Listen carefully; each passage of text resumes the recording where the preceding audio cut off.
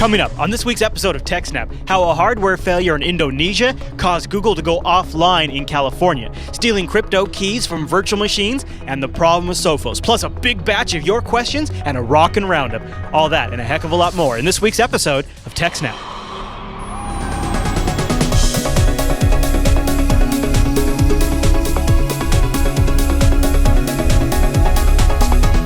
Hi everyone, and welcome to TechSNAP. This is episode 83 of Jupiter Broadcasting's weekly systems network and administration podcast. We stream this episode live on November 8th, 2012. This episode's brought to you by GoDaddy.com, and I'll tell you more about them as the show goes on. And the live stream is powered by the incredible ScaleEngine.com. My name is Chris, and joining us every single week is our host, the admin, the professor, and the tech, Alan Jude. Hey there, Alan. Hey, Chris, everybody. Thanks for watching. Hey, man, welcome to TechSNAP. Episode 83, the train marches on. Yes, and if you can't tell, I just got back from Meet BSD in California. Yeah, I like the, for you audio listeners, Alan has a very fancy head accessory on. They're very, those aren't LEDs though, are they? Yeah, basically. They are? Okay. Oh, yeah, okay, I can kind of see it, yeah. LEDs. So it probably has pretty good battery life, too. Yeah, and they have little on-off switches. And if you're riding a bike, it makes you extra safe. So that's good. And you can turn them off so that you save the battery, so they last a long time. Who doesn't, why would you have them off if they can flash? That's ridiculous. Right, you turn them off when you take them off your head so that you don't waste the battery. I'll let you be the verdict, Alan. Do we have a big show this week? Don't we always? Good answer. All right. Well, before we get rolling, just want to give a quick mention because it is the season. Please support our shows by considering using our affiliates at the bottom of Jupiter Broadcasting before you shop. Helps us just work with the sponsors that we love and think are awesome for you guys. And it also means that you're directly supporting the network, and you can do it without affecting your budget while you're doing your holiday shopping. Things like Amazon and Netflix and Newegg and ThinkGeek and Best Buy, they're all down there. Code School if you want to brush up your skills, maybe over a holiday break. And we also have extensions down there for Chrome and Firefox. Thank you everybody who loads those and supports the network or contributes directly, keeps the shows like this on the road, and keeps us funded. And you know, it's funny. I have a monitor over there that has lines across it now, the monitor where I kind of watch everything. So I got to replace that. I've got two lights burnt out over here. So I'm making my end of year, like all the stuff I have to buy for the studio and still get the 2012 tax write-off for it, list. Yep. So thank you everybody who supports us because we're going to be spending some of that money to keep us on there. It's just, just getting to the point where all of the equipment is getting about four years old or so, all about the same time. Yeah. So it's fun. Yeah, it's a difficult thing. So, all right, Alan. Well, I know we got a lot of news to get to this week. I think our first story comes from Wired, and some Google users like me noticed it. I think I noticed an outage last week. Yeah. Is that so what's going on? This week, actually. Oh, was it? Oh, okay. Jeez, so at around 2:24 a.m. UTC, which would have still been the 5th at night for most of us, but around 3 to 5% of the internet lost the ability to reach Google servers. Apparently, this was due to a hardware failure in the routers at an Indonesian ISP called Moratel. And basically, due to some kind of failure, they started broadcasting BGP routes for Google's IP ranges. So they were announcing Google's prefix up to their upstream ISP, PCCW. And basically, this caused traffic to be routed to Indonesia for anyone who is fewer hops away from that ISP in Indonesia than they were from Google. So this must not have been what I was experiencing, because I experienced a separate Google outage where Gmail went down, YouTube was down, Google Docs, everything was down. And it happened at the same time to the Twit folks, because they were doing This Week in Google, and it all went down for them at the same time. So was this on the 5th, which would be like Monday? No, their show's on Wednesdays. So I think it was last week. I think it was a separate outage. Possibly. Interesting. So, yeah, basically, if you tried to get to Google, you went to an Indonesian ISP whose routers were broken anyway, and so the traffic never got to Google, not even to Google Indonesia. Mm-hmm. And so people couldn't reach it. Although, it didn't affect people on the East Coast because they were always fewer hops away from Google instead. Yeah. The hardest hit area was Hong Kong because PCCW is their incumbent provider. And then the U.S. West Coast. Basically, Moratel's largest upstream provider is PCCW, which is a large Hong Kong-based transit provider with a lot of peering in California. So basically, the way BGP works is the ISP announced Google's prefix, and then PCCW aggregated that and announced it to its peers, and they announced it to their peers, and so on and so on. And so it spreads out through the internet. And then when at your ISP, when you try to go to Google, it finds whichever path is the least number of hops away.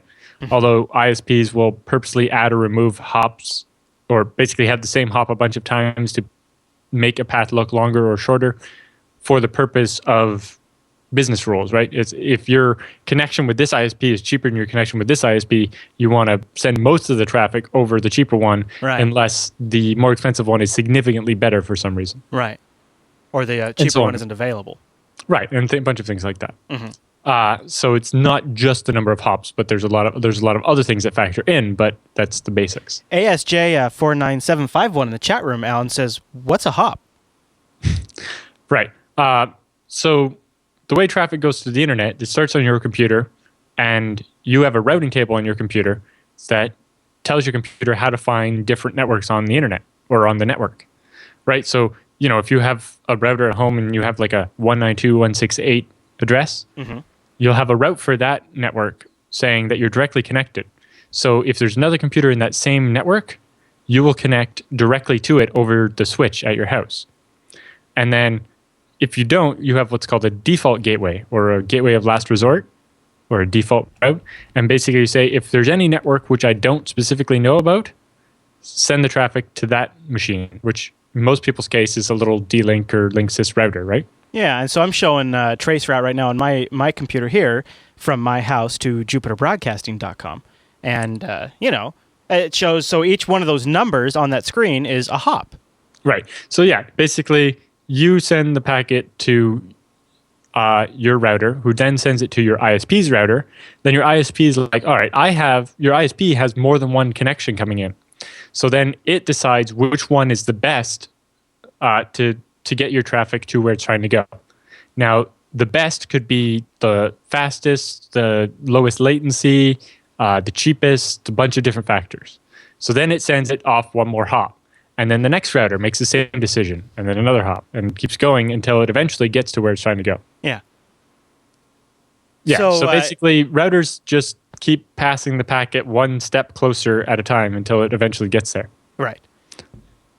And BGP can help if one of those hops for some reason goes offline. It sort of helps determine how to route around that hop that's down. Yeah, what BGP does is keeps track of where everybody is, so that when one link goes down, it can find the next best path, and then the next best path, and so on and so on. And then BGP is based on this concept of what are called autonomous systems, which is basically organizations. So Google is one autonomous system, and they have an autonomous system number. And then, PCCW is another one, and like level 3 and above net and a bunch of different ISPs, especially the backbone providers, all have one of these AS numbers. And so basically they say, if you're trying to get to, 8.8.8.8, which is Google's public DNS service, here's the best path. It seems to me like the problem is because the way I've always experienced this on a much more micro scale. I've always experienced problems with BGP like on a network where there's, for example, I had this client that had 4 buildings, and all of the buildings had wireless links between them from one building to the other. And if one link went down, we would use BGP to route the network from the other buildings through all the remaining links that were up. And this would just go haywire from time to time and start sending traffic the longest possible path around the wireless network and all these kinds of things. And it seemed like at the end of the day, the issue was it can be very automatic. It can be sort of like, well, I just trust that this is what everything's supposed to be like, and I'm just gonna act out on these on this data, and sometimes it can be incorrect. And that kind of sounds like what happened here. Well, and apparently the problem was a hardware failure that caused it to go haywire. But okay. Yeah. Part of the other thing with BGP is there's this trust model. The idea is that an upstream provider only allows their customers to send routes for certain places, so that the downstream people, the customers, can't accidentally take over Google in this case. Although in this case, it may have been that this was PCCW trusted Moratel because Moratel might actually be announcing prefixes for other people, like they're Moratel's own customers downstream. But there was an issue similar to this a couple of years ago. In Pakistan, they tried to block YouTube at the BGP level. They basically said, inside Pakistan, we're going to offer the shortest route to YouTube and send it to a black hole. Except for that configuration accidentally leaked out, and they started broadcasting routes to YouTube, directing the traffic to a black hole in Pakistan. I think I remember this. Yeah, it was like 2007, maybe? Gosh, was it that long ago? Maybe it was later than that, but it was a couple of years ago. Definitely 3 or 4 years ago, at least. Okay, yeah. And yeah, so basically this type of thing tends to happen on the internet about once a year. And it kind of brings into the question the trust model. Although most ISPs are hesitant to go to some kind of like centralized control over who's trusted and who's not. Yeah. Because, they need the flexibility and so on. And with 45,000 different autonomous systems, it's unlikely that you'll get a significant number of them to adopt some change that might require. I guess when you look at it from that hardware. perspective, it's also kind of impressive that it hasn't been it's not more of an issue. Yeah, it normally works quite well. Yeah. So that's not so bad. All right, well, there you go. Any other thoughts on that one? I have a link here to some detailed analysis that talks a bit more about it if you want to understand the BGP stuff a little bit better. And all righty. Very nice, very nice. All right. Well, something that is, I think it's a popular topic amongst our viewers is ways that maybe virtual machines could be exploited. So is this next story kind of something I should be worrying about if I'm a big virtual machine user? If you're running a bunch of virtual machines on your computer, not as much. Okay. All right. So if it's like a host, maybe, then maybe I should be a little So in this case, it's some researchers from University of Wisconsin and North Carolina, I think. Okay. And RSA and a couple other places anyway, used a side channel attack to be able to steal the cryptographic keys from a virtual machine. So what the researchers did was they demonstrated the ability to steal the private encryption keys from a victim virtual machine from an attacker virtual machine that was on the same physical machine. So basically they have two virtual machines running on a real machine. Inside one virtual machine, they have the private encryption key that's being used. And then in a second machine, they're able to figure out what the key was in the first machine. Oh. And then did they say if this is any specific to any virtualization platform, or is it this just kind of like they tested it on Zen, although with some work, it would work on other things like VMware and so on. Okay. There's a couple things they did that are a little specific to Zen, but they just made it easier, not that it would be impossible with one of the other virtualizers. Wow. Okay. And in their test, the private key was a Algamel GPG key. So encrypting your email and stuff, right? Mm-hmm. With GPG. So basically what it means is that if an attacker were to rent an Amazon EC2 instance, and it was on the same physical node as your EC2 instance, they may be able to steal your private encryption keys. Jeez, you think about it on something like the scale of EC2. Yeah, EC2 uses Zen too, doesn't it? It does. Although, if on the scale of EC2, it'd probably be pretty hard to manage to get yourself on the same physical machine as a specific person you were trying to steal the keys from. Oh, that's true. That's true. Yeah, getting specific like that would probably almost be impossible, but you definitely could end up on them. If you spun up 100 of them and just tried to steal keys from anybody you could find. Yeah.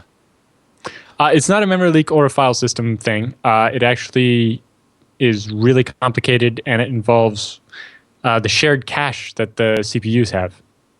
Of course. That's why it's virtualization independent in a sense, because it's down to the way the CPU is storing the data, isn't it? Kind of. So there's obviously security implications for this, for public cloud, but also even private clouds. Yeah. Because it means that if a virtual machine in your private cloud got compromised, it could still get access to the private keys elsewhere in your private cloud. Well, and I would think this is probably the way to be in a private cloud, it would be worse because you have fewer physical hosts, and it might be easier for someone to end up on the same machine. You know who you're targeting. I mean, this is an island hop technique now for getting into people's private networks, possibly, or at least getting data when you're in. The research talks about SMP and stuff, but specifically Zen, to take advantage of caching, normally tries to pin virtual machines to a certain subset of physical processors. Now, it can move them every once in a while, but in general, you don't hop around between physical processors a lot. I didn't know that. And if you're using something like a new Xeon E5, which is 6 or 8 cores, Yeah. those 6 or 8 cores share the level 2 cache or the level 3 cache. One of the caches is shared between them. So only when you move to a different physical CPU or physical socket are you in a different cache zone. If you're on a different core than the victim machine, you may still be able to read part of the cache. So basically, the researchers use an access-driven side channel attack along with a bunch of novel methods to avoid detecting noise and detecting VMs other than the one they're actually targeting. And they detect when the VM is running on a different processor. So they notice when they or the target virtual machine gets moved to the other processor and know not to record the data anymore because it obviously is all noise. It's not what they're trying to find.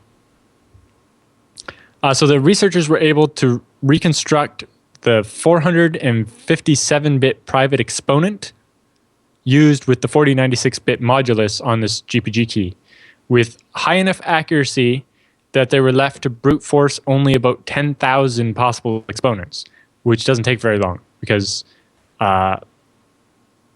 instead of having to factor to try to get back from the result to the exponent, they're narrowed down the range of what the exponent can be to only 10,000, and basically going forward from trying an exponent on a number and finding the result is fast. It's trying to go from the result and find out what the exponent was that is slow.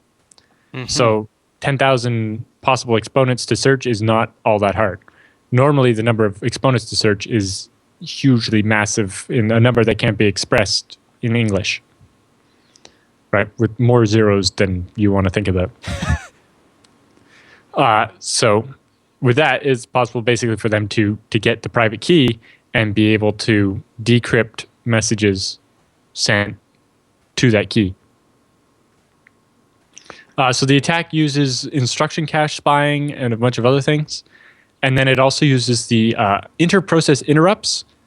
Basically, it sets up a thread that will keep throwing interrupts. And when the Zen manager sees an interrupt, it says, interrupts are very important. So I'm going to let this virtual machine go to the front of the line to get to the processor. So by throwing these interrupts at a regular interval, they were able to preempt the CPU on the victim virtual machine, which is trying to do the encryption. So they would keep butting in ahead of line of it every couple of milliseconds in order to read the cache to see what had changed, so that they could keep taking snapshots of the cache and eventually be able to reconstruct the key. It's all really complicated and even over my head. I'm not really a programmer, and I'm not that familiar with, the innards of the CPUs and so on. But they have a nice long paper that starts off explaining it in very understandable terms, and then advances through to explaining it in, stuff that only people at Intel will understand. Yeah, it starts. I could definitely grok some of the stuff in the. Alan links the full PDF in the show notes, and I can grok the stuff in the abstract here and sort of the introduction. Yeah, and then there's only a couple things that are hard to understand, and then it just keeps diving down until it's over your head. Hey man, they got diagrams in this thing in a few spots. Nothing impressive though. Nothing too amazing. They don't get crazy, but they do have some decent diagrams. There's some diagrams, although I couldn't make heads or tails of them. Well, there you go. So that'll be an interesting thing to watch, and also kind of keep an eye out to see if we do say, oh yeah, hey, by the way, we got it working on ESX or using with KVM. It sounds like they can.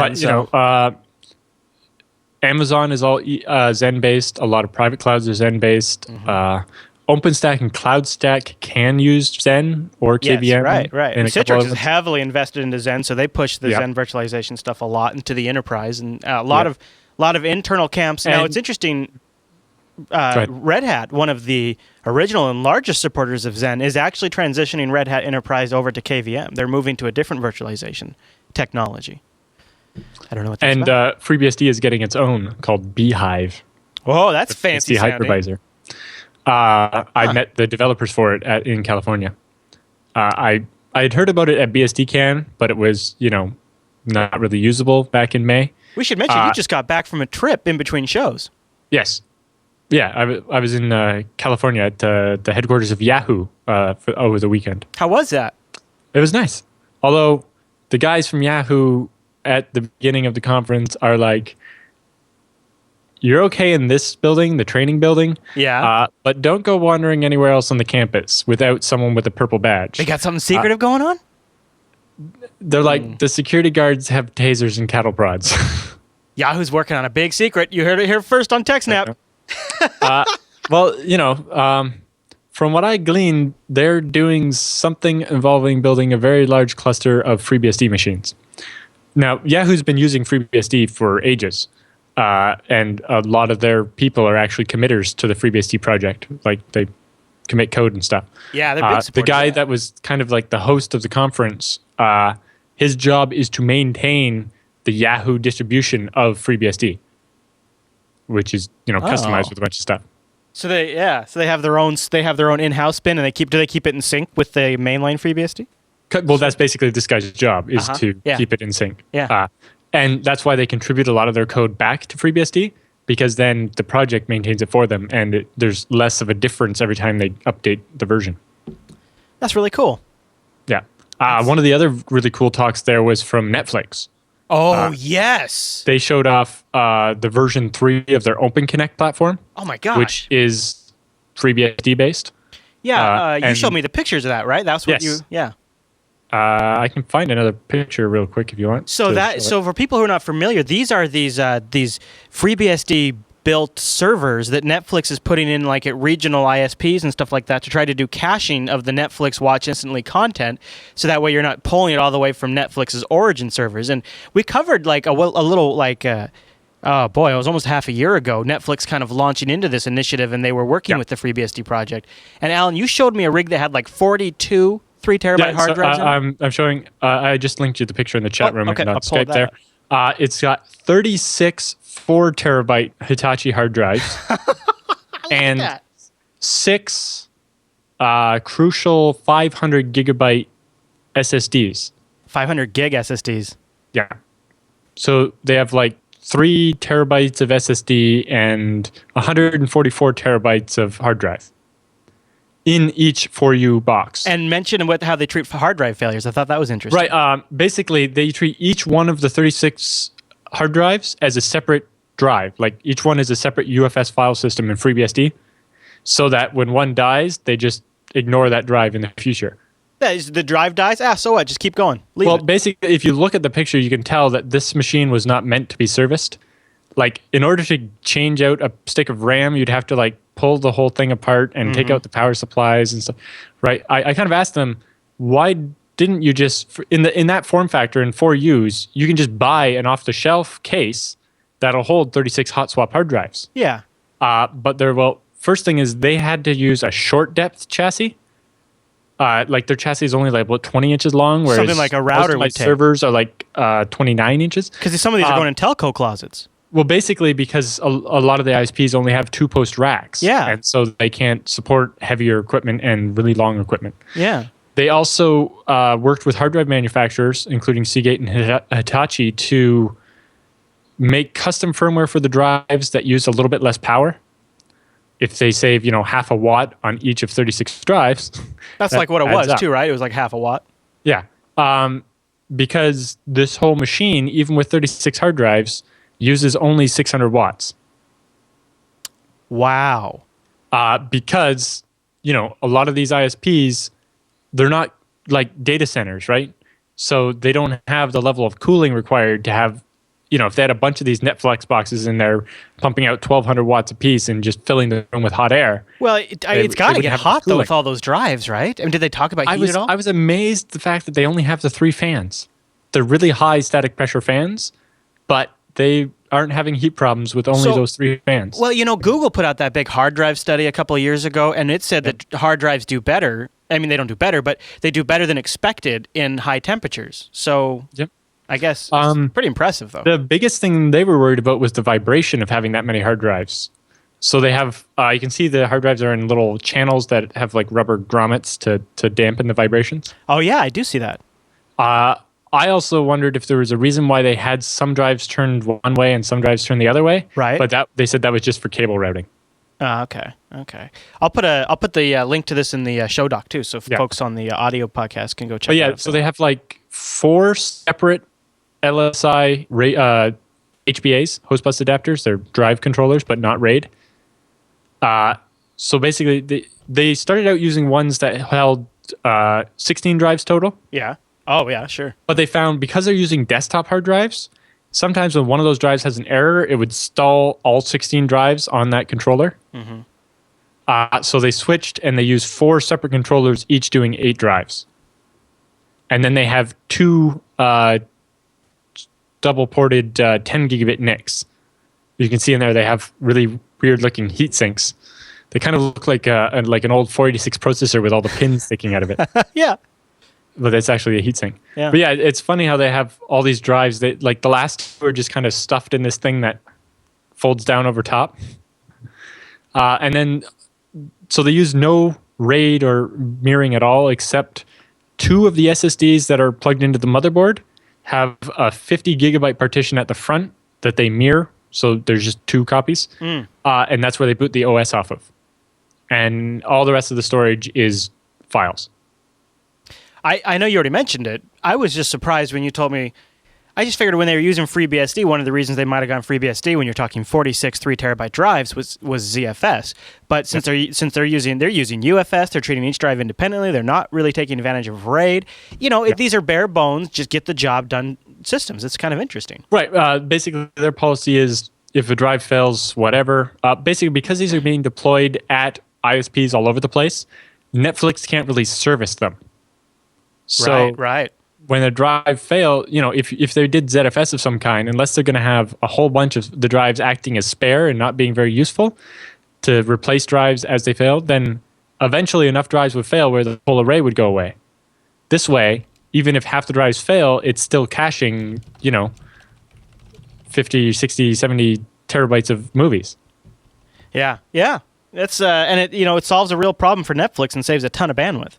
Yeah, so that's, Netflix buys the box and gives it to an ISP for free, and the ISP is glad to host it because it saves them internet, right? They're not paying for transit for their customers to watch those movies now. Right, and like Jack Frost says, since it's just a cache, it's likely if the drive fails, you just sync it back down to some of the remaining drives. And then when enough drives fail, you just go out and pull the rack out of the unit pull the unit out of the rack and put a new one in.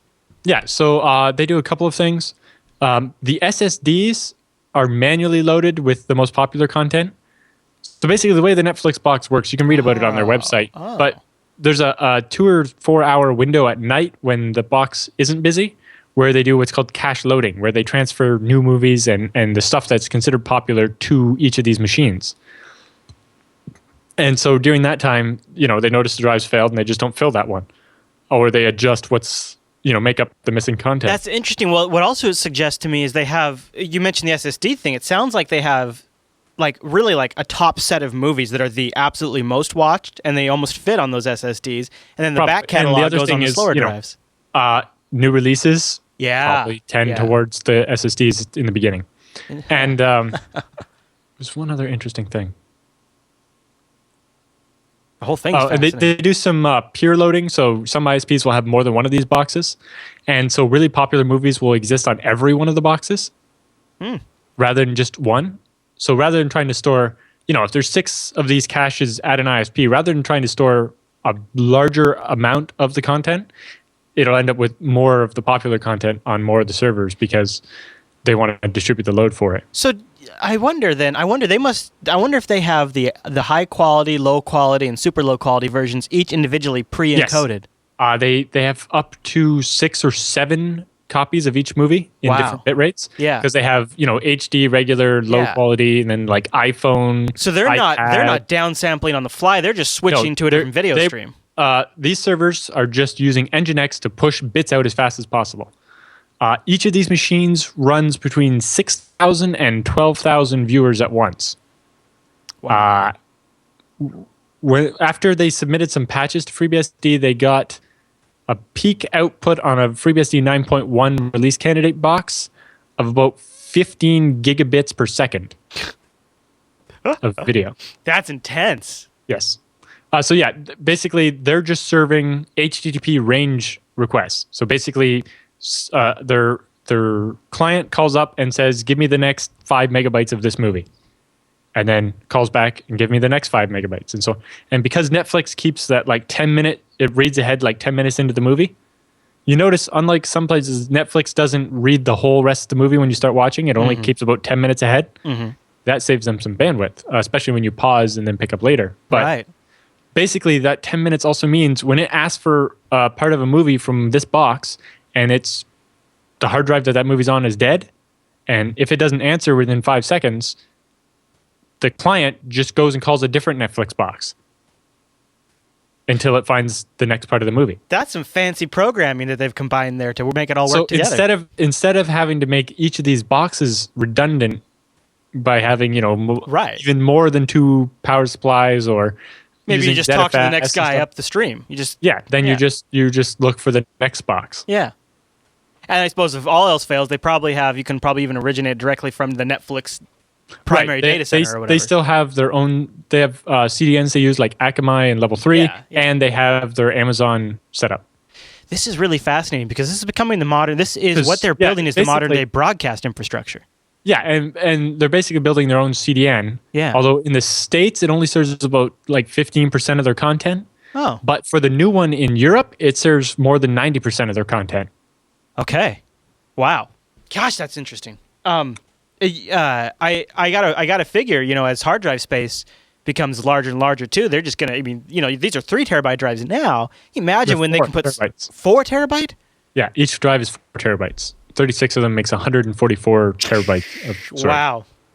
Imagine when they can do 6 terabyte drives and up. Now, did they mention if all the videos on there are encrypted? Like if you just walked in there and all the files are pre-done in a Silverlight DRM because they're just serving the files with Nginx off the shelf. It's just it would make sense because you don't want the computation. They do a little bit of cheating to do like read aheads and stuff, and to try to optimize the fact that there may be 1,000 people watching this movie, but at a different point in the file. Yeah. And they don't want to thrash the hard drive too much. They must keep H.264 of some kind though, because all of the iOS and Android devices, they don't play Silverlight. Yeah. We were kind of pestering them about when can we watch these movies on FreeBSD. Good man. Because if they do that, they'll get it on Linux. That's not up to us. Sorry. Yeah. We just build these FreeBSD boxes. Yeah. Other quick stats: it's a Xeon E5 processor with 8 cores and runs 64 gigabytes of RAM. Jeez, I looked at that and I would almost thought it was. It's just that thing must run really hot, but that is really cool. Yep. I was kind of comparing it to the Backblaze boxes because when you look at it, it looks a lot like how they have the drives mounted in, except for Backblaze uses SAS expanders instead of multiple controllers, because Backblaze is not as worried about speed as they are about just the amount of storage, where Netflix is really worried about speed. Yeah, sure. And basically, the big difference was Backblaze uses the cheapest i3 that they can buy and like 8 gigs of RAM, whereas the Netflix box uses a giant 8-core processor and 64 gigs of RAM. Yeah. Well, gosh, that's cool. So linked if you want to check out that photo in detail. And now you said there's also a webpage where they've written up. Is that the one we featured a long time ago, or is it a different one? It's like netflix.com/openconnect or something. Just Google OpenConnect Netflix, and you'll probably find it. their slides from MeetBSD will be up on the meetbsd.com site in a couple of days. Cool. Well, that sounds like it was a really fun trip, Alan. Yeah. Like I'd love to go to one of those things. It was interesting because it was what's called an unconference, it was actually a hybrid. So the first day was like every other conference I've been to. They had a bunch of scheduled talks, and people talked. Netflix came and gave a talk about their thing, and the guy from Yahoo gave a talk about using QEMU to do automated testing, and so on and so on. But the second day was an unconference, where basically we started standing around as a group and coming up with the topics that we wanted to talk about, and then we did this thing called speed geeking, where basically speed geeking. Yes, there were 10 experts on various subjects, and they sat at little stations around the room, and you got with a group of 5 or 6 people, and you eventually spent 10 minutes with each of those people talking about they talked about their project. Yeah. One of the coolest ones was a robot that runs FreeBSD and is completely controlled from the internet. I got to actually drive a robot around a obstacle course at their office from the conference. That one, it also uses like Node.js, doesn't it? It's like yes, it uses Node.js to do all the stuff. That's too funny. Basically you go to a web browser thing and you use the arrow keys on your keyboard to steer a robot, and it's an i7 processor running FreeBSD inside the base of the robot. Well, very cool and very nice of Yahoo to throw that on. And it looks like IX Systems was a platinum sponsor, so that's they kind of organized everything. Yeah, and cool. I met a bunch of the people from there. Oh yeah, did you tell them we're fans of theirs on the show? Actually, Matt Olander, who's like the CTO or something of IX Systems, he recognized me first and came over to shake my hand and said, "We watch TechSNAP in the office all the time." Right on. Wow, that is awesome. Well, good. We're mutual fans, so that's cool. All right. Well, now we got an interesting story here that applies to anyone who might use Sophos, and Google has a little thing to say about that. But before we get to that, I want to say thank you to the fine folks over at the GoDaddy.com who rock support of the TechSNAP program and keep us going. And they've got a great deal for you that has been extended. And I don't know for how much longer, so act on this while you can. If you want to get a .com for $5.99, $5.99. Use our special promo code 599tech, 599tech when you check out to get that .com for $5.99. GoDaddy.com. They got you covered. If you want to make an impact online, you've got to do this. And a .com is honestly, seriously, I like the .co. I like the .tv. I like the .am a lot. And I also like the .fm. I like those a lot. But I got to say, nothing beats the .com still, and that really is true. So get that 599 tech code in there. You get that .com for $5.99. But if you're buying something else, maybe you're doing some renewals, maybe you're picking up some hosting, we've got another offer code for you when you're checking out. This one will just take 20% right off the top. So enter the code GO20 off 5 when you check out. And of course, then you'll just, boom, 20%, boom. I'm like Mitt Romney in here. I'm going to bring the rates down. Only, you know what? I say you could elect this for president, go 20 off 5. And thank you to GoDaddy for helping us rock the TechSNAP program for so long.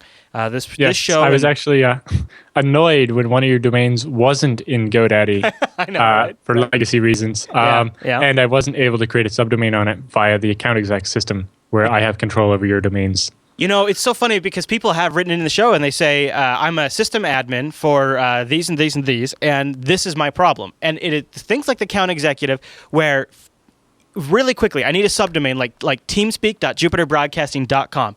If all of that's in something like GoDaddy's account executive, I can just delegate control over to Alan. Alan can log in there and just set that up, and I can just keep on focusing what I'm working on, and get all that stuff just taken care of. I love it. You know, I don't want to be in charge of like renewing the customer's domain or paying for it. I'm paying for it and so on, but it's very handy if they can delegate access to me so I can control it. Yeah. Jack Frost, yes, Jupiter Broadcasting has a TeamSpeak for Minecraft. Yeah. Yeah, you can. And then another one for the Jupiter Force Gaming Guild, but you have to be a member for that one. But you can dig around to find info on the Minecraft. The Faux Show is probably the best place to... You just look at some of the Faux Show Minecraft episodes. I think there's also a thread on the jupitercolony.com. Yes, sir, there is. You can check that too. All right, Alan, why don't we talk about Google coming out and saying, keep Sophos. Well, this wasn't Google. The guy works for Google, but he did this outside of Google because... You know, it's funny. It's funny because I was wondering why the hell is Google taking this position, and I thought, is this just headline? Because all of the headlines are putting Google in it, and I thought this sounds like crap. So debunk, Alan. What's going on here? So a security engineer that works at Google, on his own time, separate from Google, discovered a number of flaws in the Sophos antivirus suite,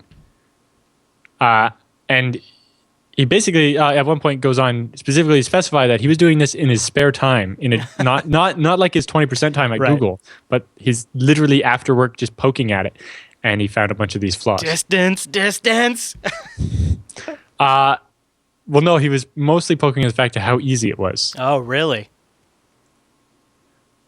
He basically recommended against using Sophos because the company takes too long to issue patches, and because their code contains way too many newbie mistakes. Well, so the guy's name is Travis Ormandy, and he released a paper called SoFail, Applied Attacks Against Sophos Antivirus. Oh, my goodness. It's 30 pages long.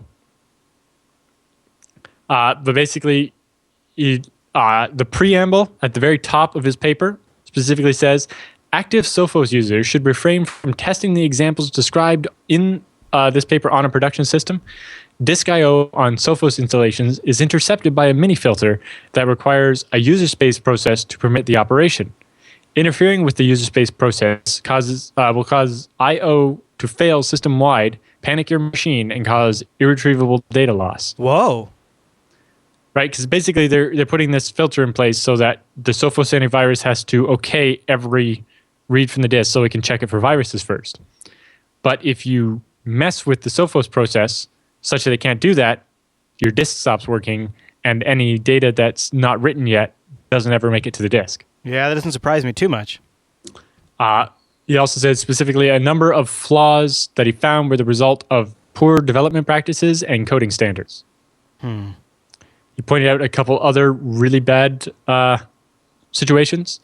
He found that the Sophos BOPS, or Buffer Overflow Protection System, was basically designed to provide something kind of like ASLR, address space layout randomization, which is right with a buffer overflow. When you overfill a buffer, you spread stuff out into other code areas in memory, and then you can sometimes trick a program into running that code, which are supposed to be data, not code, right?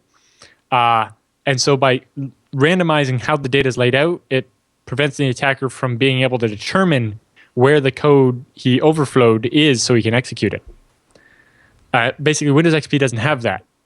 So Sophos came up with a system that would provide something kind of like it for Windows XP. But if you run Sophos on Windows Vista or 7, it disables the real ASLR in favor of its fake ASLR, allowing attackers to develop reliable exploits that might otherwise not have affected the system. So this sounds like typical arrogant antivirus vendor behavior. Disable the built-in Windows ones, we'll override it with our own, and then if there's... it just sounds like the behaviors of the past almost. Yep. Ormandy was also critical of Sophos' lack of responsiveness when it reported numerous vulnerabilities. Like when he reported the first one, Sophos initially estimated it would take 6 months to produce a patch that involved fixing a single line of code. And after some haranguing, he finally got Sophos to agree to publish a patch within 2 months. Oh, jeez. And so, he was like, if you're using Sophos and someone other than me comes up with one of these exploits and starts using it in the wild, are you going to be able to wait 2 to 6 months for Sophos to patch it? Well, and think about what we're talking about here, a product that you have paid money for and probably a subscription for that's designed to keep you safe is the attack vulnerability. Yeah, and, the fact that there's no way to make a program that's never going to have a vulnerability, but if it takes them 2 months to patch it, that's not going to work out very well. No. I mean, this is their business. Yeah. So if a 0 day was found for it, it would be 2 months before Sophos would patch it. You'd have to stop using Sophos or unplug all your servers that are protected by Sophos. Sophos, as they published on their blog, they added like a timeline of when they learned about certain vulnerabilities and when they patched them by. Most of them ranging between 42 and 56 days. And they seem to be trying to make it sound like they did. It's like, look, we fixed it in only 42 days. Yeah. And it's really like it took you 42 days to fix that. Well, it depends on your approach, right? When you're a bureaucracy. But you want it to be tested. Well, you're right. And I can understand that they want the patches to be tested properly before they go out. But yeah, okay, sure. You have to have some more responsiveness there, I think. Yeah, I guess I like the idea that they're taking to the blog. I like the idea that they're doing a timeline, but I think you're right. It's kind of like it's almost too little, too late. You got to jump on this stuff within the first couple of weeks. So they also plan to fix another vulnerability that was disclosed and isn't fixed yet, where a malformed file. They didn't say which type, but a lot of virus scanners will try to say read inside a .zip file. Mm-hmm. Well, if you can malform that .zip file a certain way, you could crash Sophos. which would then stop all I/O on your hard drive and cause data loss. Anyway, they plan to fix that on November 28th. So because they have such a 20 firm days date, from now. because they have such a firm date, it seems like they already have the fix. They're just not going to give it to you until the 28th. That would be outside our cycle. Yeah, kind of sounds like Oracle. And Now, I Adobe. can understand that some businesses, well, no, Adobe's kind of throwing updates all over the place now. Oh, they just announced they're going to sync their release schedules with Microsoft every second Tuesday of the month. Ah. Yeah, that's all. That's not that bad. Yeah, I can understand Sophos and the idea of moving to a trend where, the updates, because there's always an update every month, that doing it at a specific date is useful. But you have to have provisions for emergency patches as well, though. Oh, yeah. Yeah, and then there's just also a note in one story that this particular researcher, Travis Ormandy, was the center of a controversy a couple of years ago because he published his proof of concept code for an exploit against Windows XP after 5 days after he reported it to Microsoft. And Microsoft's like, we would have liked more time. Yeah. Yeah. So, he got kind of scorned at that, about that. So this time he gave Sophos plenty of time, although he was rather upset when they wanted 6 months. Gosh. Well, And it's like, yeah. he negotiated it down to 2. I'm sure he would have liked to do it quicker than that, but 2 months is more than enough time, I would say. You got to figure, too, he's probably part of him might be kind of worried that somebody else makes the discovery and makes it public. Yes, because when someone else finds a vulnerability like this, they're not going to tell Sophos, or they're not going to make it public. They're just going to start exploiting people who think they're protected by Sophos. Likely, right? And that's why it's important that Sophos at least have a process in place to be able to do emergency patches. And it doesn't seem like they're able to respond very quickly. Thankfully, I have a feeling if platform vendors like Microsoft and Apple keep having their way, companies like Sophos are going to become more and more irrelevant. You look at Windows 8. It's, I believe, with Metro and distributing apps through the Windows App Store and everything's being sandboxed. If that's the path that Windows continues to take, it's not really going to be as necessary. Yeah, but if it gets to the point where I can't run the app I want to run or whatever, then Wine on Linux for you, buddy, or wine on FreeBSD. Yeah, because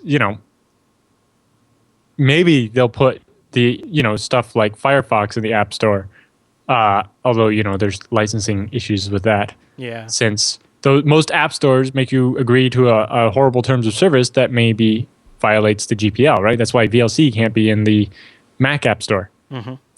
And so if they lock it down to the point where I can't run VLC, then I can't use that operating system.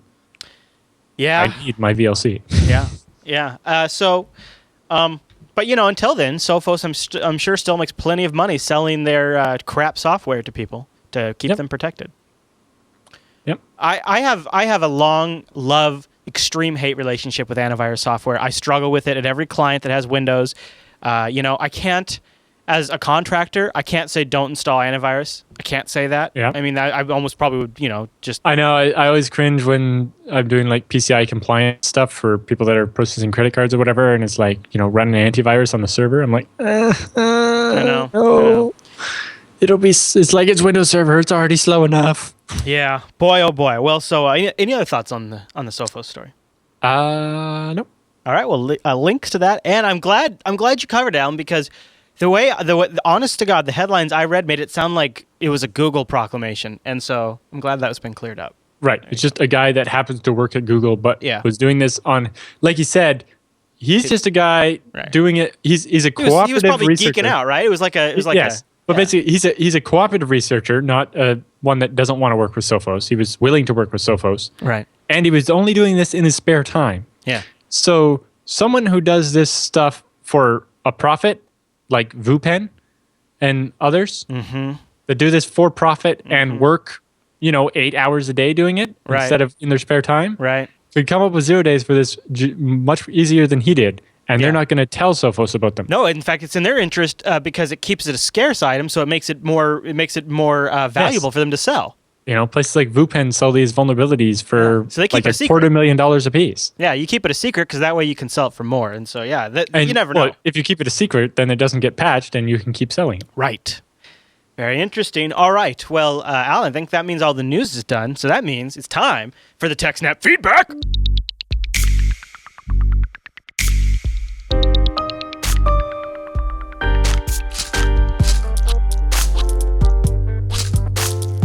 Thanks for sending your emails to techsnap@jupiterbroadcasting.com or starting a thread on our subreddit. Alan, in fact, that's where our first question comes from this week. Are you ready, sir? Yes.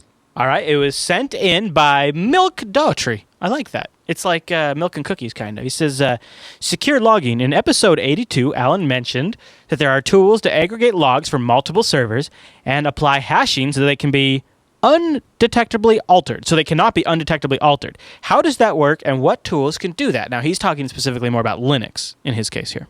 Right. And he's talking about actually storing the logs in such a way. Yeah. I'm not that familiar with it, honestly. It's something I'd have to look into. There are some enhanced versions of syslog, like syslog-ng. Yeah. Or NetBSD has a syslog that does TCP so that you can be sure your packets never get lost, and does TLS so that it's encrypted so that somebody can't sniff your syslog as it goes over the wire. Syslog-ng supports SSL as well. I would say for Linux, too, I've been just recently reintroduced to rsyslog, and I'm very impressed by rsyslog. It's very, very, very easy to migrate from standard syslog to rsyslog. Just about every Linux distro has support, and rsyslog can do encrypted SSL.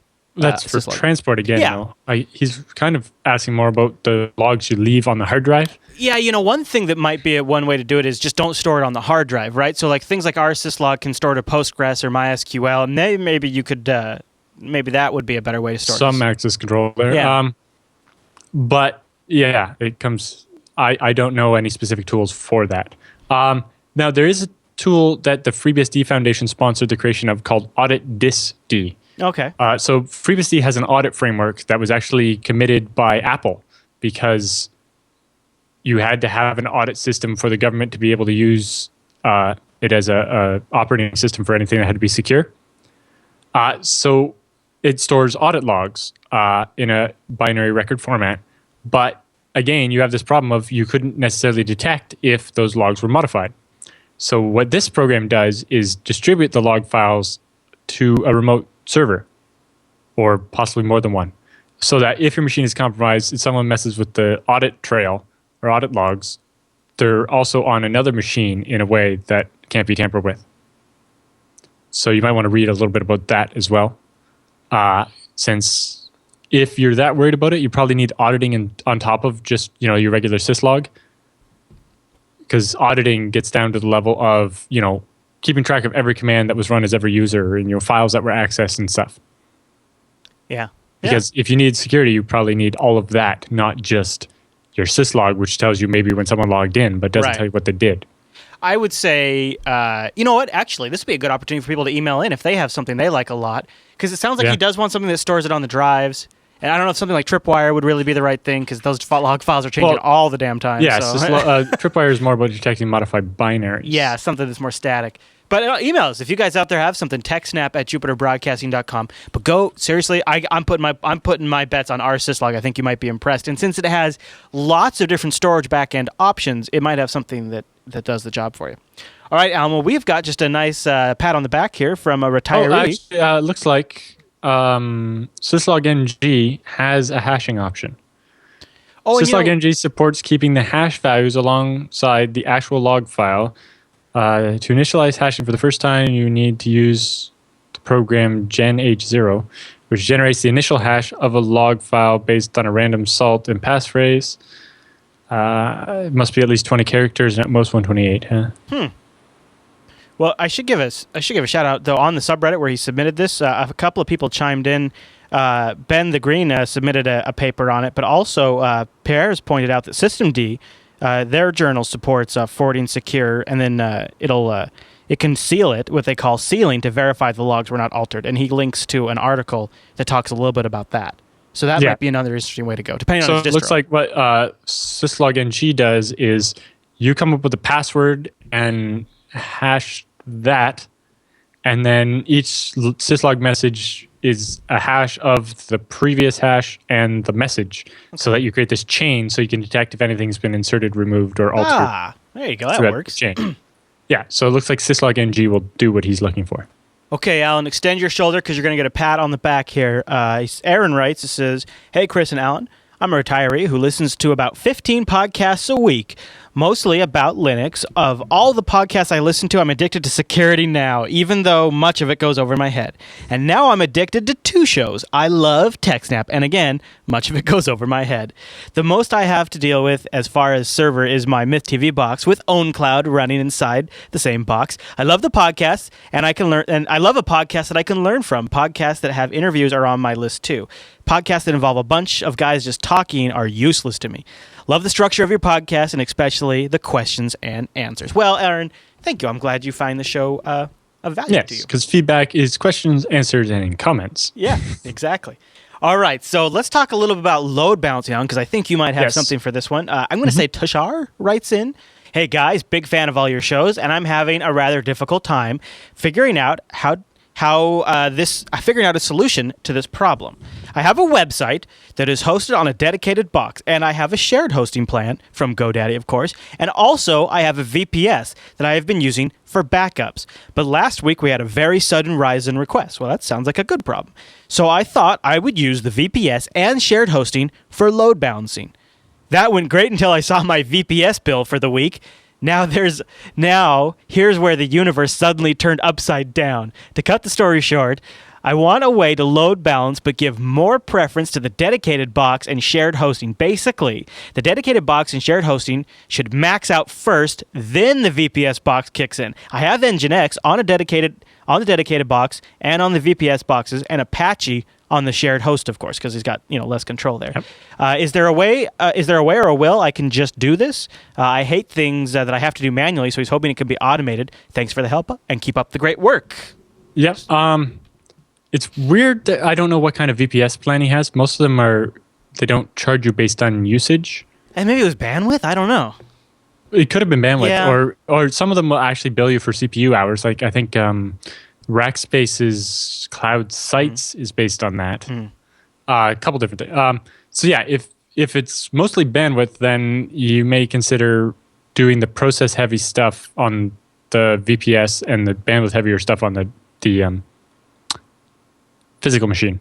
But yeah, like if you're using Amazon EC2 for your virtual machines, then you get a set amount of CPU and you don't get billed extra if whether you use it or not. But yeah, Nginx can do unfair load balancing or weighted load balancing. Basically, when you set up your upstream block, you put the multiple servers in, and after them, you just put weight equals a number. So, you do 100 for the dedicated server, 70 for the shared hosting, and 10 for the virtual machine, maybe. Or the other thing you can do is you can set one of them with no weight. You just specify backup. And this means it'll only get used if the other 2 are not responding. Oh, so like it maybe. So what if they're responding but they're just very slow? Wouldn't that kind of Right? You can set a short timeout so that if it doesn't answer within a couple seconds, and then there's a separate setting called next upstream. So you say, when a backend times out, try the request again but on a different server. Right? And if you set a timeout of like 2 seconds, and then you have your 3 servers, and then if you go to the Nginx wiki, they have the description of all this stuff. But in your upstream block, you can specify the weight, but you can also specify how many times a server can fail before it's considered down. Okay. And how long a period that is over. Right? Okay. So you can say if it fails more than 3 times in 10 minutes, consider it down and route the traffic elsewhere. Or you might say, it has to fail 10 times in 1 minute before you do that. So part of it might be purposely configuring your Apache or whatever in the backend to, when it's too busy, start throwing 500 errors or something that you can then catch in Nginx and say, all right, let's try a different backend for this. Okay. But yeah, so that's how you can do weighted or unfair load balancing and saying, only use the VPS when the other 2 are too busy. Yeah, Tashar's in the chat room right now. He says, I got charged a couple of cents per gigabyte. Ouch. If you had a good traffic day and you have a lot of images on your site or you got something hosted on there. If it's only a couple of cents, it's not bad. Oh, man. So much bandwidth costs. I get yeah, that's true. If it's only a couple of cents. I have flashbacks to when Rackspace went crazy. If you have just images, then something like the Scale Engine CDN doing your images, which is what we do for JupyterBroadcasting.com, we upload all the images to our CDN. Yeah. CDN is 8 cents per gigabyte. Yeah. Yeah. So if you're paying, but Rackspace is 18 cents. That's what ate me alive. Yeah. Yeah. Compared to 8, that's quite a bit more. But some places try to charge you like $1 a gigabyte. So. Yeah, seriously, it's crazy. All right. Well, speaking of the CDN, this next question actually fits in perfectly with that. I think Johan writes in, and I think he's noticed something that probably a few of our savvy TechSNAP viewers have noticed. He's got a question about our URLs, Alan. He goes, hi there. I've been a TechSNAPper from episode 1, and I love my weekly tech updates. My question is that I have been looking at the download URLs for the CDN from Scale Engine, and I saw a URL. He pastes the URL in there for one of the files, and he noticed the beginning of the URL starts with 2012-10, then .jbdl.cdn.scaleengine.net. So, is 2012-10, is that the 10th month of 2012? And is JB-DL, does that mean it's for Jupiter Broadcasting? I'm theorizing this was made a way to divide the data into blocks, kind of like partitioning a database. Why is this done, and what are the benefits? Or do the CDN servers download the entire block when someone requests a copy, so this limits the size of each block? Thanks, and keep up the good work. Right. The reason that's done, we actually explained it when we came up with the system on an episode of TechSNAP. Quite a while ago, though. Yeah. But the basic idea is that we put the year and month that the episode came out as part of the URL, and the last 3 months or so use the full CDN. So when you download it, there's a server near you. But the older episodes go to a smaller number of archive servers. Archive servers have more hard drive space, but there's fewer of them. Basically, it's because if somebody goes and downloads an episode from 6 months ago via the full CDN, that CDN server is not going to have that episode. Mm-hmm. So it's going to have to go back and get it from one of our storage servers. And basically, it's going to end up using twice as much bandwidth to download an old episode because it's not in the cache. Right, because it has to pre-cache it first, right? And then deliver it from the cache? Right, because normally that's what we want to do with a new episode, because when the first person downloads it, we cache it, and then the next 10 people, it's already in the cache. Yeah. But old episodes would basically ruin our cache hit ratio. So we purposely set it up so that we would be able to take the older subdomains, like say 2012-06, and point that to the archive server without ever having to change the URL that is published on the website. Right, so the URL to download an episode of TechSNAP from July or June stays the same the whole time. But in the back end, I can switch it once it's old enough to point to our smaller number of archive servers instead of the full CDN. So basically, new episodes get the full CDN for faster downloading. Older episodes get the archive for bandwidth saving. And he's just I spy it, and that's how we do that. Is in that with that URL there. That's a DNS wildcard that Alan set up. Yeah. So basically, there's a wildcard that says any date that's not defined goes to the full CDN, and then all the older dates go. Basically, I've statically defined all the way through the end of this year already. But basically, it says that, new stuff uses the CDN, old stuff uses the archive cluster. All right. Our last email comes in from Marcel, and I'll probably stumble on a bit because there's a little bit of a language barrier here, but this is very fascinating, Alan. It's a topic that we've covered before, but he did a little testing on his own. So Marcel writes in and says, hey, Alan and Chris, great fan of both LAS and TechSNAP, and he's also been an OpenBSD user in the past. He loves to talk security with friends, but he's on Arch Linux right now. But here's what's funny. As an Arch Linux user, about every 2 weeks, he gets a cold call from the Netherlands, from a call center with a scammer having a distinct Indian accent. Not only myself, but also my colleagues at work are getting these calls. Looking for a thrill, I decided to go along with it. I booted up my Windows box on 2 occasions. The brief version of the story goes as follows. Hello, I'm a Windows certified technician. Your event viewer shows that your computer has been infected with malicious software. That's a horrible accent. Please, sir, download, and it's called AMI Admin, maybe AMI, AMMYY Admin. and he links to us so we can see a few examples of this. And then he fires up the remote desktop application, and he gets access to this guy's desktop. Now, of course, this guy is this is all under his control, right? He's a Linux user, but he's got a Windows box. He's just monitoring. He said the second time this happened, he gave the guy view-only access, and then he ran netstat-b, which revealed that that it was all connecting back to some router of theirs. The scammer on the phone then said, "Sir, could you please close that window? Sir, please close that window." And then they hung up the call. I then filled out a support ticket with the AMMY company, but it doesn't seem like he's gotten much traction.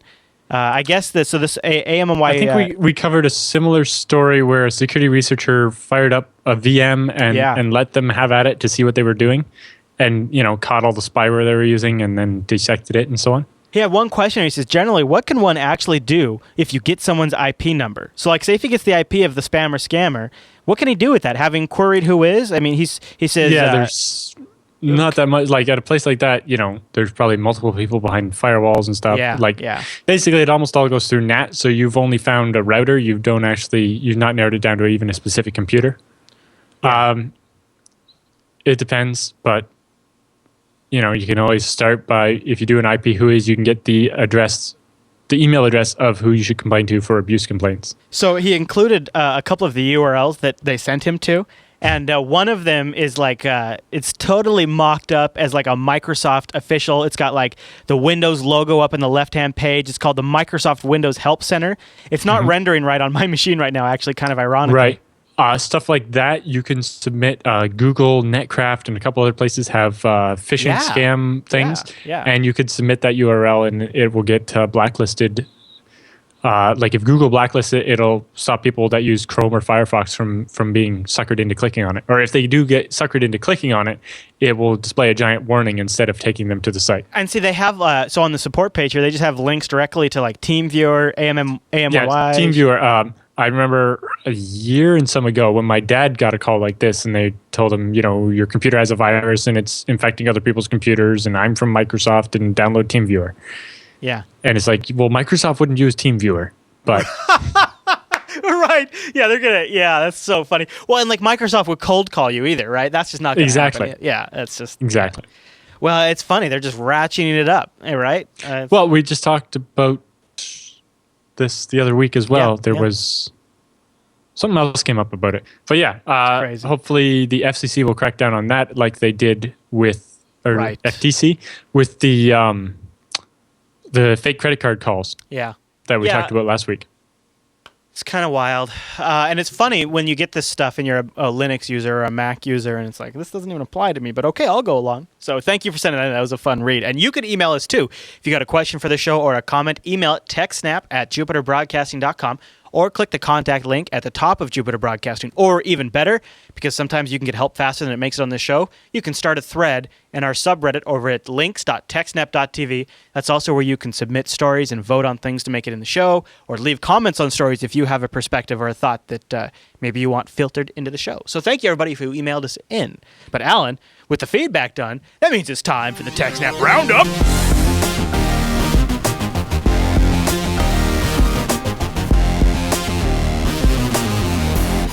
And welcome to the TechSNAP Roundup. Yeah, that's what that crazy music means. Now, the Roundup are the stories that didn't quite make it to the top of the show, but we still want to talk about them, maybe give you some links to follow up on your own. And a lot of these links have been provided by our subreddit over at links.techsnap.tv. In fact, the first story in the Roundup this week was very popular on the subreddit. Alan, are you ready for it? Yep. All right, so bad news for Mr. Kim.com. His new mega upload, his mega adventure was sort of cut short before he really got off the ground. So this is kind of funny. So as part of his defense, he thought, I'm going to avoid the .com, and I'm going to go with... Well, yeah, basically, he's apparently been cleared of all wrongdoing in that case where they raided his house and everything. Really? He's cleared? That's kind of what the article says. It's not very clear. But basically, as a defense to getting shut down again, he bought the domain name me.ga, right? Mega. Sounds safe, right? Which is from some small country in Africa. Gamboa or Gambon or something like that. Yep. But the Minister of Information in that country is like, not so sorry, fast. we're not going to allow you to use our country as a shield against having your website shut down. Yeah, or and he says, shut it down before the website even started. we cannot serve as a platform or screening for committing acts and violating of copyrights, nor be used for unscrupulous people, is what he said. Yeah. Although if make upload was cleared of wrongdoing, then it's kind of a weird read. But, countries have the right to run their top level domain however they want. And be pressured by larger nations. Yes. He's not like he picked Gambon on purpose. He just liked the domain hack that he came up with, right? I do kind of like it, yeah. Yes, that is pretty awesome. Yeah. All right, next story. Yes. So, Firefox adding strict HTTPS protection. What do you think? Now, it's good. There's this protocol called HTTPS. Yeah. Or HTTP Strict Transport Security. Yeah. Basically, what it means is when you go to a website, that website can send you a header saying that this website will always have SSL. Uh-huh. And then if you ever get to that website and it doesn't, you Something's know that wrong. you're basically in a man-in-the-middle SSL stripping attack. Uh-huh. The problem with that system is, what if you've never visited the site before to see that header to know that that site will always have SSL? So Firefox, in the new beta version, basically has a list of sites that have HSTS. Oh, yeah, and okay. will basically, Firefox will know already that Google will always offer HTTPS. So that's kind of like the Chrome solution, too, because Chrome has a list that they've built in now, too. Yeah. And remember, Chrome and maybe Firefox are also getting to the point where they built in a list that the SSL certificate for Google will always come from one specific vendor, so that Right. They always know which. if there was another rogue certificate like DigiNotar, Yes. or Komodo, your browser wouldn't fall for a fake certificate for Google. Yeah. And then, of course, one day when Google needs to change vendors, they're going to have to make all of those old versions of Chrome go away because they're not going to work. Right. Well, they're probably going to know. Yeah. They know when their expiry date is, and they can change it. That's the other thing. The HSTS protocol has what's called a time to live. So basically, when the site says they're always going to have HTTPS, and then they say, and remember that for 60 days, and then so 60 days after 60 days from the last time you went to the site, your browser doesn't remember anymore. That's so that eventually a site could turn it off if they needed to. Or, if somebody had it on a domain and then they let that domain expire and then you bought that domain, you might not have the same security policy, and therefore you don't want people's browsers to be throwing warnings for no reason. Yeah. So yeah, that's why there's an expiry setting set in there.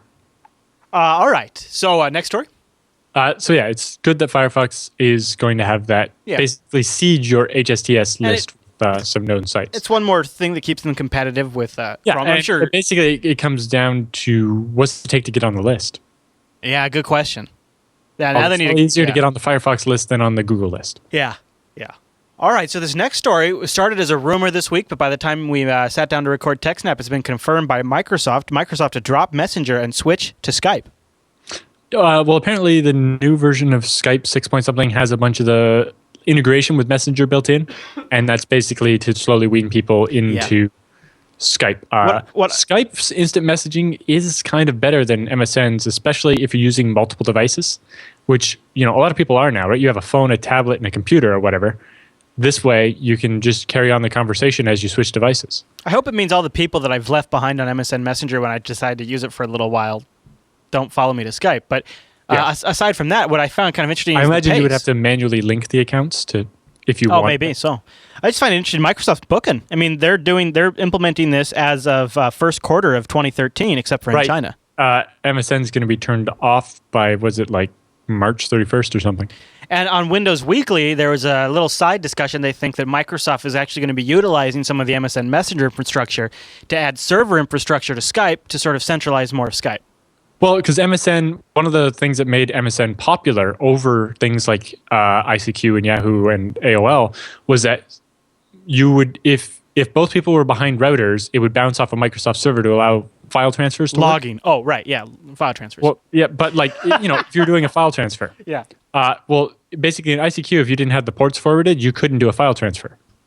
whereas with MSN you could. Right. And that's basically the same concept that Skype's built on, is this, except for in the MSN version, the servers were Microsoft. In the Skype version, it was P2P. Mm-hmm.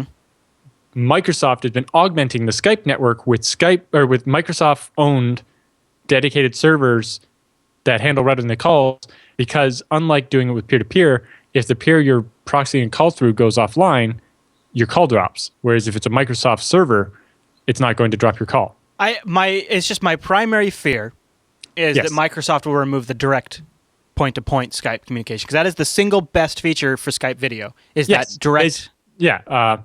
It's really critical, because adding more delay to it would nerf everything on us. And we've literally seen law enforcement officials come out and say, we need to get rid of this because we can't track that. We got to get rid of that. It has to go through so the way it looks right now, from my understanding, is when law enforcement asks Microsoft, we need to wiretap user X, the Skype client will find out about this and basically route all your calls through a relay, even if you don't want them to. So, or even if it's not necessary, basically. Yeah, that would be no good. Although we can tell when that's happening, because we always avoid relayed calls, because they have a technical call info screen that you can actually see if you're being relayed, and you can. Although I don't know if they can make that. They could easily make that lie to you if. Or they just take it away. Wiretapped. I mean, in fact, I don't even know if the new Skype UI has it. I don't even check. I hope it does, because we use it a lot. Yeah, I know. And I'm sure the one for Metro, the Skype for Metro, doesn't have it. I'd be shocked if it did. Yeah. I could check it out. I have a client that has Windows 8. All right. So we got another Skype story in the roundup. Should we just switch over to that one? This one sounds a little disturbing. Yep. So Skype gave personal information on a 16-year-old to a private security firm. That's gosh. So basically, this firm was hired by PayPal to investigate, I don't know if it was a hacking attempt or a denial of service or something. And they found out through some conversations that some person with this Skype handle may have been involved, and they managed to get Skype to give them information on that person, who turned out to be a 16-year-old. Skype says that they don't do that, and they're investigating how, some employee gave out this information when they weren't supposed to. Mm-hmm. But yeah, in this case, it looks like the 16-year-old may have actually been up to no good, but it's still against Skype's stated privacy policy. Yeah. All right, Mr. Allen, the next story, and that's a little. I noticed the articles in Deutsch. As a private security researcher, I, like when companies cooperate and give me information and so on. But as a person, Skype shouldn't turn over information even to the police without a warrant, right? Like a lot of times they will just give it if the police ask, but they need to adopt something closer to what Google does, whereas we need that request in writing signed by a judge, not just by some police officer. Yes, sir. Yes, sir. All right. Next story in the roundup is kind of an interesting one, because I don't know how true it is, but it's coming from Bloomberg, and they're saying that Apple could be exploring a switch from Intel's to ARM processors for the Macs. Specifically the processors they've been using in the iPads, which is an ARM-based one, but so using those in the Mac machines? Yeah. Oh, now that would be, I don't know when we'd actually see this happening. I mean, it seems like they'd lose a lot of software compatibility, but you got to figure, I think we're going to start in 2013, ARM servers are going to really take off in a really big way. And so it would seem like it would make sense to go to desktops too, especially like these portables, these laptops. Well, I'm kind of envisioning just your Mac becoming a really big iPad. And, that would not be... To some Mac users, that's appealing. To others, that's appalling. Yeah, you got to figure for people that do video editing and stuff, the ARM processors are many years away from being able to really keep up with something like a nice i7. Especially compared to like an Intel with AVX. Yeah, with the real time CPU accelerated decoding and encoding. Yep. So I've seen these stories. 128-bit registers and all that stuff. The reason why it would make sense that it would be Apple is, first of all, they've done big platform transitions like this before. They've gone from PowerPC to Intel. It's a pretty big switch, and they actually pulled it off. Seems like pretty well. And they have they bought PI Semiconductor. They have a huge increase in their infrastructure spending. They're spending more money on infrastructure right now than Microsoft and a lot of other companies are. It's like, if you look at it, I saw a chart online, it's a hockey stick. It's gone way, way, way up, and a lot of people think that's in their processor division. But they have been hiring more engineers and stuff, yeah. If Apple does this, it's going to mean reduced functionality in the desktop. Yeah, although the advantage with something like ARM is reduced power draw, so the battery in your MacBook would last longer. And maybe if you go multiple cores, I don't know, maybe you could make up for it. Possibly. And, ARM is coming to 64-bit finally. And people are saying that the new, I think Apple calls it the A6, it's like a ARM with their own custom stuff around it, is like crazy fast. So... Maybe it's almost fast enough for desktop. I'd be interested in looking at ARM servers, but I really don't see myself switching to ARM. Yeah. I've seen like a few ARM desktops and stuff out there and a few laptops, but some software might work properly on it, but it's there's got to be a pretty big advantage. It would have to be much more mature than it is now, and offer something that is really compelling. It's like, well, power savings are nice, but I have enough power. I'm perfectly happy to keep running E5s. Yeah. All right, on this next story, as bad news for any of you Windows 8 lovers, a security firm is claiming they've hacked Windows 8 and IE10. Yes. So Vupen announced that they have zero-day exploits for Windows 8 and IE10, and this was before Windows 8 actually went on sale. That was quick. Yeah.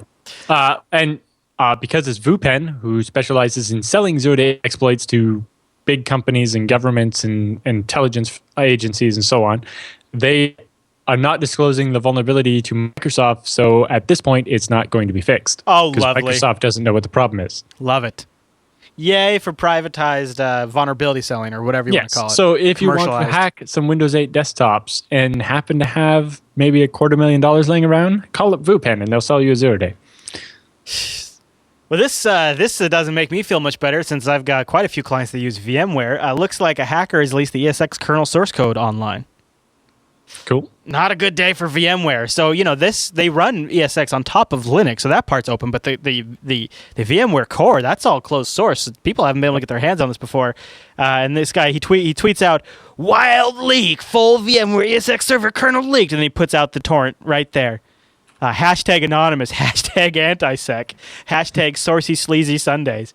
VMware, of course, is virtualization software designed for enterprise environments, so this is kind of big for the high security firm places. And it was spreading like wildfire on our subreddit too. People were talking about this. Not a good week for VMware. Although it looks like it says the kernel's believed to be dated between 1998 and 2004. So it looks like it might be a very old version of ESX. Yeah. In fact, I don't think I had heard of ESX in 2004. They seem, Well, they ship old code. They really do. I mean, it's like old Red Hat underneath. All right. So we want to talk about smart meters. Some smart meters are broadcasting their readings in the clear. Yes, so they do. A lot of them are Wi-Fi based, and some of them are actually just blasting your usage out over unencrypted Wi-Fi, so other people could read it. Obvious implications of that is somebody could tell whether you're home or not based on your power usage.